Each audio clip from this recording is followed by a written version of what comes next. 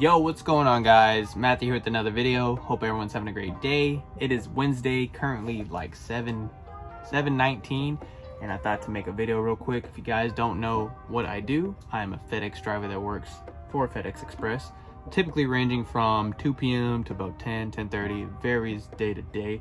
I was thinking of a video to make, and we're probably looking to hire around peak season, so I had 5 things that you're guaranteed to run into here working at FedEx Express, and how to handle the situation once you do run into it. I've been working here for about a little over a year now, so I haven't put in time like somebody that's been here for 20 plus years, but I've been through a lot of the situations already and how to deal with them, so I just wanted to help you guys out. So got 5 things here written on this piece of paper because my GoPro don't work no more. But let's go ahead and start off with number 1. Is no truck or right size truck. So what do you mean by that, Matt, right? So you would think when you're working here through FedEx that you would have the right size truck or just a truck available for you, and that's not always guaranteed for us PM drivers. Unfortunately, we get the back end of that. First come, first serve. So what do you do in a situation like that? There's times where I've came in and there is nothing. I mean, there's nothing available. I'm there, I'm looking at the pegboard, I don't see anything, and then I'm freaking out. That's what I used to. That was my first intention. I was like, how am I gonna do my job? I was freaking out. So best case scenario, walk into dispatch, let them know, hey, I can't do my route because I'm waiting on a truck, I'm waiting on equipment, right? And when that does come, I'll let you guys know. They'll know because you're on road. Some of those dispatchers, they assume that you're already on the road and they start giving you those pickups. But if you let them know ahead of time that, hey, I'm going to be a little bit later than usual because I'm waiting on equipment, then they'll hold it off for you or give it to somebody else, switch your stuff around. Now, there's been times where it's been like an hour, and that can get crazy because, right, an hour, that's insane. It's been more than that, by the way. But yeah, that's probably the best solution that you can do. I know it gets a little bit tougher when you need a bigger truck. Like my route, it needs a little bit bigger truck, 630. I can't get away with a rental or even smaller. I'll pull a picture up of the clown car. 630 I'll probably get away with, and those can get limited, right? And then some people take box trucks because their route is super heavy. All right, we're moving on to number 2, which is scanning your packages under the wrong stop. Now, what do you mean? So whenever you start, you'll have a list of stops that you'll scroll down to, and you got to make sure that you hit the right one, because every now and then you'll make a mistake and hit the wrong one. I'm not sure if it's for deliveries, it probably is too. Probably works the same way. But for example, if I go to Chili's and I have a pickup there, I take my stuff and I scan it, right? Hit it, and then I scan it, and then I close it out. I still see Chili's on there, like, I thought I just did that. Why isn't that out? You might want to make sure that what stop that you missed, because you might have done Chick-fil-A. And now the problem that occurs is that now you forget that you have to go to Chick-fil-A if you don't do it every time. And if you miss them, they'll probably call and you might get in trouble. So just make sure that if you catch that early on to fix it, because there's times where I caught myself scanning it under the wrong stop and I'm like, well, I go there every day, I won't forget, and then I end up forgetting. So the best thing to do in that situation is probably just let dispatch know to add another stop back on you. So just do the one that you accidentally closed down, scanned under. That way you have that stop on you and you're not forgetting it later on throughout the day. All right, for number 3, it's going to be stuck at a stop. Now, there's many reasons you could probably get stuck at a stop, but the main one we're going to talk about is the customer or shipper making you wait a little bit longer than expected. Now, from the get-go, I didn't know what I was doing in this situation. I would wait and wait and wait when I first started, and it became a really bad habit to where when I told them no, they were freaking out because that day I couldn't wait. I mean, I probably had a bunch of stuff waiting for me at my next stop, and I was just worried about that. So right off the bat, and if you're getting trained right, they'll tell you too, the people that have been here for a while, do not wait. I know it sounds rude, I know it sounds kind of like it coming off bad, but it's best to let them know from the start that no, I can't wait, I got to pick up this what you have. You can either call the FedEx line to add in the pickup and we can come later, or you can drop it off at the nearest drop box.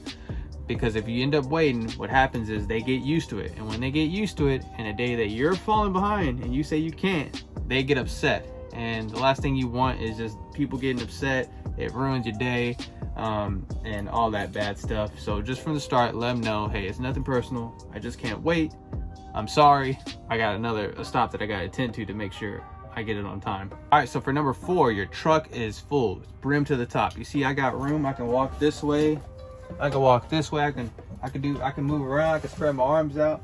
There's some days where you're not gonna be able to do that. This truck is just gonna be filled from the bottom to the top, from this side to that side. So what are you gonna do?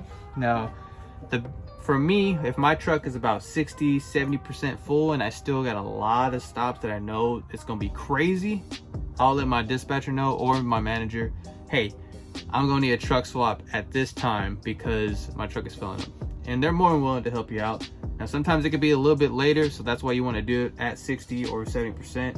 That way you can keep going, because if you can't keep going, then you're waiting, then you're running behind, right? You don't want to run behind. So the last thing you want is to have lates here at this job. So how I do it is that I'll look at my scanner, my Leo here, I'll scroll down and I'll be like, okay, well, I'll probably be there in the next 30 minutes and I'll predict that this driver will get there in 30 minutes.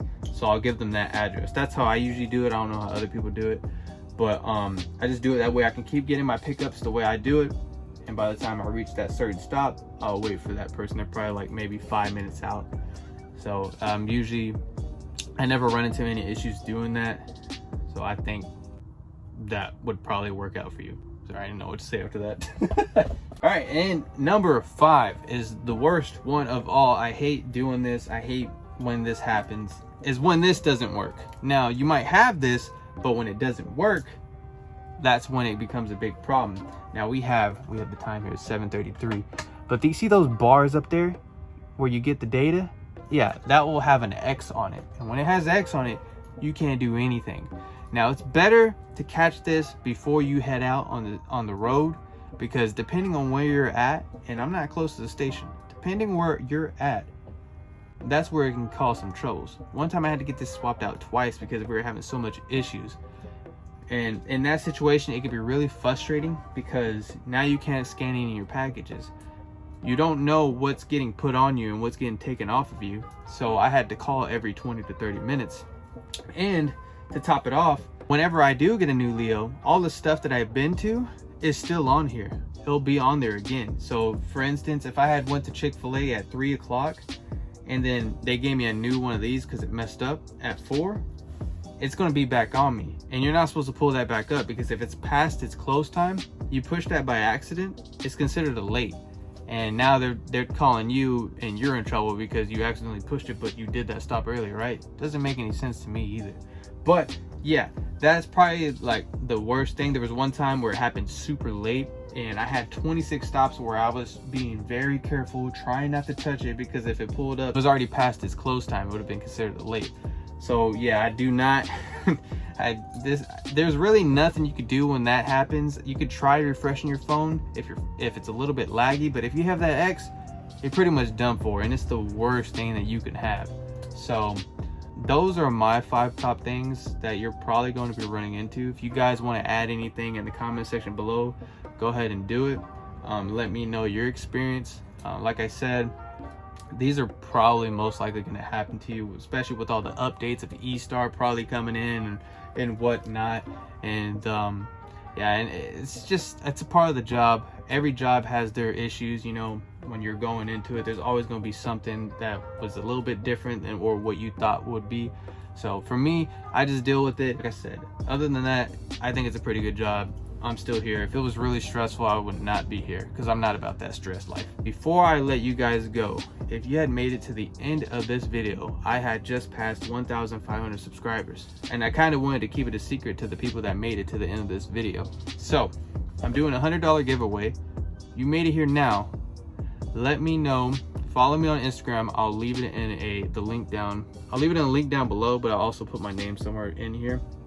And let me know that you watched my video and you saw this part. I'll put your name in a drawing, and if your name is pulled, you'll win $100. So it's just me giving back. It's just me giving back to the community. I'm gonna be doing it every 500 subscribers. So the next one will be 2,000. Like I said, I appreciate all you guys that come here and watch my videos. It means a lot to me. So hopefully this channel can keep growing. That way I can keep doing stuff like this, because I actually really like giving back to my community. But with no further ado, I hope you guys have a good one. I gotta get back to work because it's getting super late. Peace out.